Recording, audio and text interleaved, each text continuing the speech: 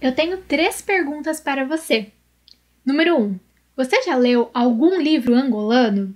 Número 2. Você já leu algum livro narrado por uma osga? E número 3. Você sabe o que é uma osga? Se a sua resposta para essas 3 questões for não, já curte esse vídeo porque hoje eu vou te dar uma ótima sugestão de leitura. E eu estou falando do livro O Vendedor de Passados, do autor José Eduardo Agualusa. Este é um livro bem curtinho, ele tem ali em torno de 150 páginas e foi lançado em 2004 pela editora Dom Quixote. Eu cheguei até esse livro lá pelo curso de letras durante a minha graduação, porque a gente tem uma disciplina voltada para as literaturas africanas em língua portuguesa. E como a Angola é um país que, por mais que seja bem distante do Brasil, também fala português, devido aos mesmos colonizadores, é bastante interessante quando a gente estuda uma literatura produzida por eles, porque ainda que haja tanta diferença, principalmente pelo território, a gente consegue ver várias marcas culturais bastante semelhantes às do Brasil pela colonização e pela língua. Este é um livro que eu gosto muito porque a gente pode pensar em várias coisas a partir da leitura dele. É interessante sempre debater ele porque cada leitor vai focar em um ponto diferente. E apesar de ele ser um livro tão amplo assim, a leitura dele é muito tranquila, não é de difícil acesso. Este livro, embora ainda não seja tão conhecido no Brasil, já tem uma produção cinematográfica, um filme muito interessante que eu assisti após a leitura do livro, com o Lázaro Ramos e a Aline Moraes de protagonistas. Bom, em O Livro O Vendedor de Passados, como o próprio título sugere, nós vamos acompanhar a história de um homem que se chama Félix Ventura, que tem como profissão vender passados. Mas como assim? Basicamente, ele recria o passado de alguma pessoa, ele vende uma memória falsa, uma história inventada. A história também se passa em território angolano e o Félix, apesar de morar na Angola, um país africano, que a maioria das pessoas é de pele negra, ele é um albino. E é bastante interessante a relação que o livro traz com o território, mas sem ser uma coisa muito explícita, a gente consegue ver ali nas entrelinhas alguns posicionamentos, algumas menções não tão claras ao período que Angola estava vivenciando. Então eu sei que muita gente, quando gosta de ler algum livro de leitura literária, não curte muito essas questões mais históricas, sociológicas, reflexões sociais e tudo mais. Só que o livro O Vendedor de Passados não traz isso de forma maçante, ele traz isso levemente, ele não deixa apagado, mas ele também não dá foco. Então ali é uma dosagem certa, digamos assim, para agradar todos os tipos de leitores. Durante a história, nós vamos conhecer alguns clientes do Félix, que são geralmente pessoas mais ricas, mas que têm uma origem, um passado humilde. Então, para que elas se sintam mais gloriosas, mais importantes, elas acabam procurando o Félix para que ele forje uma memória, forje um passado importante para elas. Então, também tem toda uma questão de relação social nisso, porque essas pessoas elas não querem mudar quem elas são, elas querem mudar quem elas eram. E não somente pelo motivo de como elas se sentem em relação a isso, mas principalmente pelo motivo de como a sociedade as verá. E eu gosto muito dessa parte do livro, de verdade, porque ele traz várias reflexões acerca de como nós nos vemos e de como os outros nos veem. Por exemplo, uma das passagens, não é exatamente assim porque eu não lembro muito bem, diz o seguinte, que aquilo que os outros pensam de nós acaba construindo a imagem que nós temos de nós mesmos. Então, quando a gente pensa em quem nós somos, muitas vezes a gente é altamente influenciado por aquilo que alguém disse que nós éramos. Então, esse olhar externo vai influenciar na nossa personalidade, no nosso olhar sobre nós mesmos interno. Então não é uma coisa muito distante da gente, muito diferente as pessoas que tentam esconder quem elas são para parecer outras pessoas na sociedade. Agora, uma coisa que para mim foi totalmente inusitado foi essa questão de forjar o passado. É claro que você pode mentir sobre o seu passado, isso não é assim tão incomum, mas a questão de haver uma pessoa que é encarregada, que trabalha, que essa é a profissão dela, de criar, de imaginar, de construir um passado do zero para alguém, é uma coisa muito, muito diferente, que quando eu li o livro, eu fiquei bastante assustada, surpresa de início, mas depois as coisas foram se encaixando e você começa a ver que não é uma coisa tão absurda assim. A sociedade, de forma geral, vive dessa forma, porque muitas coisas que as pessoas fazem, elas não fazem em prol delas mesmas, elas fazem pensando no que os outros vão pensar, pensando no que os outros vão ver. E a gente vê isso claramente hoje em dia por meio da internet e das redes sociais.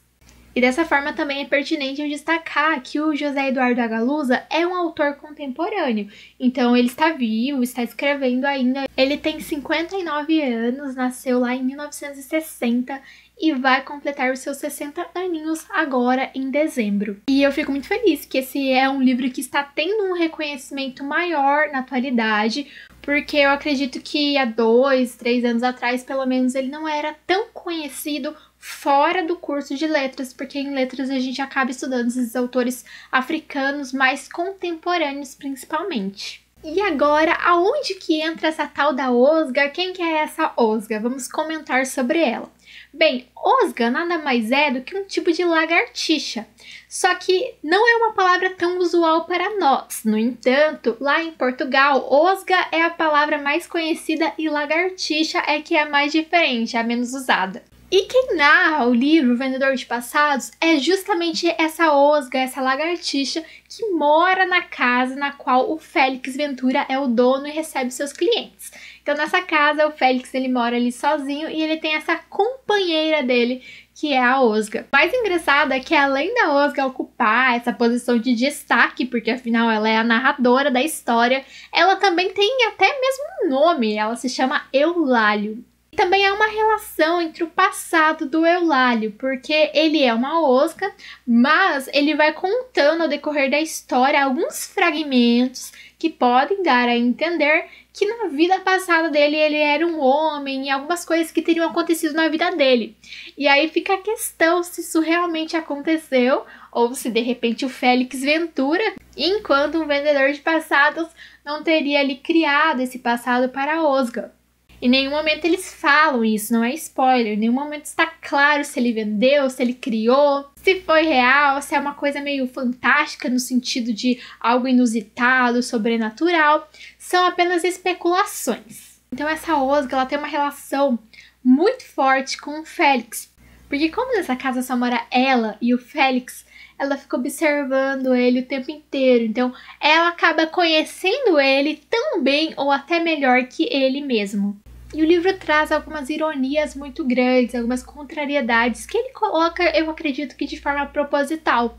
Por exemplo, em alguns momentos ele discorre que a única coisa de verdade que não muda em nós mesmos são os nossos passados. No entanto, ele consegue mudar esse passado, ele consegue reconstruir outros passados. Só que aí é que tá, né? Porque na verdade é tudo ilusão, o passado nunca mudou.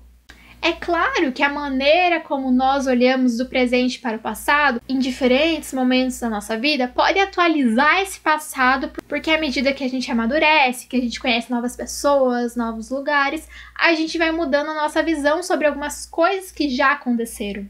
Mas o fato, o acontecimento, a sua trajetória, isso não muda.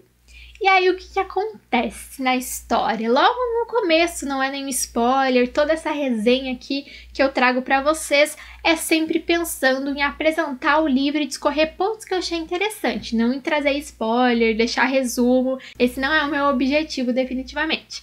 Acontece que um homem chega até o Félix, como vários de outros clientes, e ele pede para o Félix que construa, que forje o passado para ele. É claro que o Félix acaba pegando mais esse trabalho.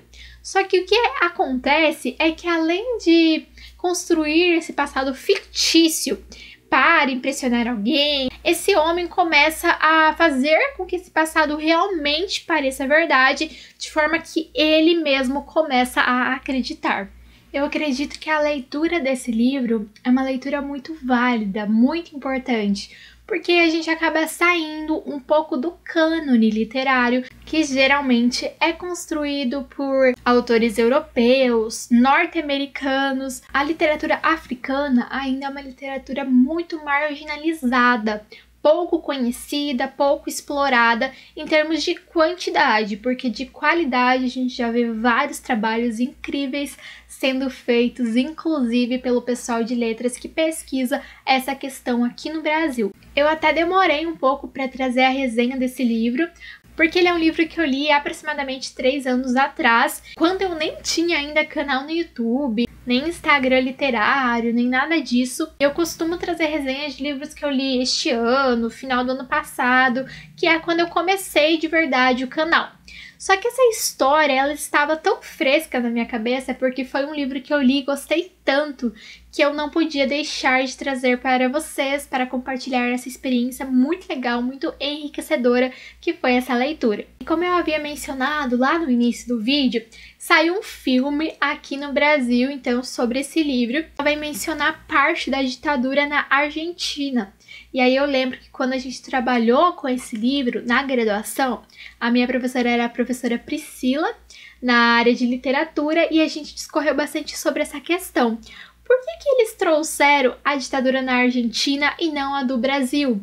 E um dos pontos que a gente levantou é que o Brasil tem uma relação muito diferente com a sua ditadura, se contrastado com outros países, porque outros países veem que esse fato aconteceu, que esse fato foi um período terrível para o país e tudo mais, mas no Brasil, hoje em dia, há questionamentos até mesmo se isso aconteceu ou não.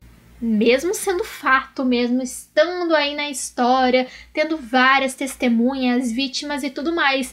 Então o Brasil, ele não tem uma questão de sim, a ditadura aconteceu, vamos reparar esses danos.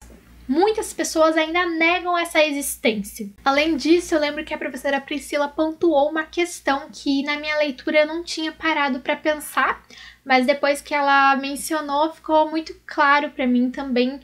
E eu pude lembrar de alguns trechos e tudo mais do livro que fortaleceram a ideia, que era a questão da relação do morador e da sua casa, porque a Osga, ela não saía de dentro da casa dela, ela ficava realmente o tempo inteiro lá. Então ela conhecia muito bem os móveis, conhecia muito bem as luzes, o horário do dia que tal lugar está iluminado, para onde que ela iria à tarde, para onde que ela iria de manhã, por onde Félix iria entrar, aonde Félix estaria em determinado momento. Então ela tinha essa observação, esse olhar atento sobre a casa dela, sobre essa relação com o lar. E hoje em dia que nós estamos vivendo nesses tempos de pandemia, de isolamento social, a gente acabou também tendo uma relação diferente com as nossas casas, porque a gente realmente está parando em casa o tempo inteiro, né? Ou pelo menos grande parte do tempo. Então eu acho que depois que eu li esse livro, eu já fiquei muito com isso na cabeça. E agora, mais ainda, e esse é mais um dos motivos que me fez retornar um pouco a ele, a esse universo de O Vendedor de Passados, e compartilhar aqui com vocês. Se você gosta desses livros que te fazem viajar para outro lugar, como é o caso deste, que é basicamente uma viagem a Angola, eu também tenho um vídeo que eu gravei recentemente aqui no canal sobre uma lista de livros que te fazem viajar. E aí eu vou deixar aqui também na descrição para que vocês possam conferir caso tenham interesse. Este também é um livro muito premiado, ele já ganhou vários prêmios aí que eu considero também super merecidos.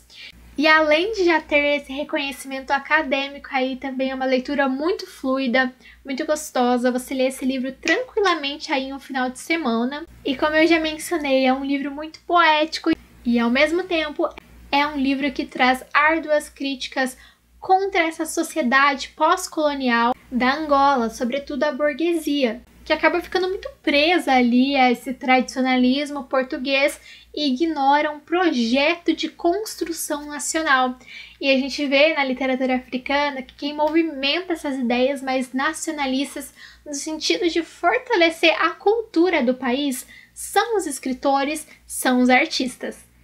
E é isso, gente. Se você gostou do vídeo, já curte ele, já se inscreve no canal, ativa as notificações, comenta aqui pra mim se você já leu este livro, se você tem outra indicação de autores angolanos, ou então outros autores que ainda não são tão conhecidos no Brasil, mas que você acha que deveriam ser.